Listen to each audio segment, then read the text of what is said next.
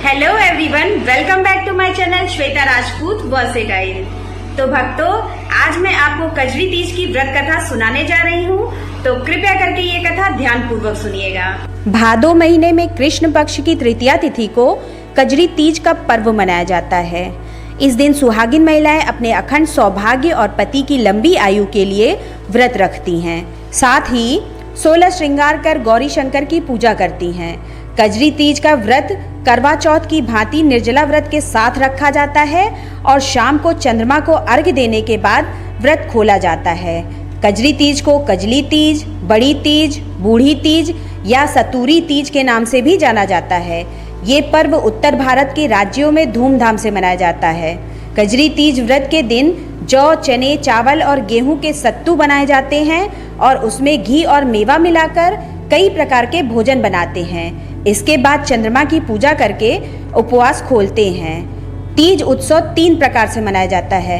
पहली हरियाली तीज, दूसरी हरतालिका तीज और तीसरी कजरी तीज होती है। इसे कजली तीज या बड़ी तीज भी कहते हैं। वैवाहिक जीवन में सुख समृद्धि के लिए सुहागिन महिलाएं ये व्रत रखती हैं और लड़कियां अच्छे वर की कामना के लिए ये व्रत रखती हैं। कजरी तीज के दिन सुहागिन महिलाओं को भगवान शिव और माँ पार्वती की पूजा अर्चना करना चाहिए। कजरी व्रत के दिन व्रत कथा का पाठ अवश्य करना चाहिए अथवा सुनना चाहिए। भक्तों, आइए अब हम सुनते हैं कजरी तीज की पौराणिक व्रत कथा। पौराणिक कथा के अनुसार एक गांव में एक ब्राह्मण रहता था जो बहुत गरीब था। उसके साथ उसकी पत्नी ब्राह्मणी भी रहती थी।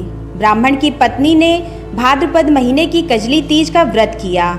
उसने अपने पति यानी ब्राह्मण से कहा कि उसने तीज माता का व्रत रखा है, उसे चने का सत्तू चाहिए, कहीं से ले आओ।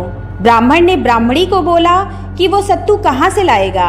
इस पर ब्राह्मणी ने कहा कि उसे सत्तू चाहिए, फिर चाहे वो चोरी करे या डाका डाले, लेकिन उसके लिए सत्तू लेकर आए। रात का समय था। ब्राह्मण घर से निकलकर साहूकार की दुकान में घुस गया। उसने साहूकार की दुकान से चने की दाल, घी, शक्कर लिया और 1.25 किलो तोल लिया। फिर इन सब से सत्तू बना लिया। जैसे ही वो जाने लगा वैसे ही आवाज़ सुनकर दुकान के सभी नौकर जाग गए। सभी जोर जोर से चिल्लाने लगे। इतने में ही साहूकार आया और ब्राह्मण को पकड़ लिया। ब्राह्मण ने कहा कि वो चोर नहीं है, वो एक गरीब ब्राह्मण है। उसकी पत्नी ने तीज माता का व्रत किया है, इसलिए सिर्फ ये 1.25 किलो का सत्तू बनाकर ले जाने आया था। जब साहूकार ने ब्राह्मण की तलाशी ली तो उसके पास सत्तू के अलावा कुछ और नहीं मिला। उधर चांद निकल गया था और ब्राह्मणी सत्तू का इंतजार कर रही थी। साहूकार ने ब्राह्मण से कहा कि आज से वो उसकी पत्नी को अपनी धर्म बहन मानेगा। उसने ब्राह्मण को सत्तू, गहने, रुपए, मेहंदी, लच्छा और बहुत सारा धन देकर दुकान से विदा कर दिया। फिर सबने मिलकर कजरी माता की पूजा की।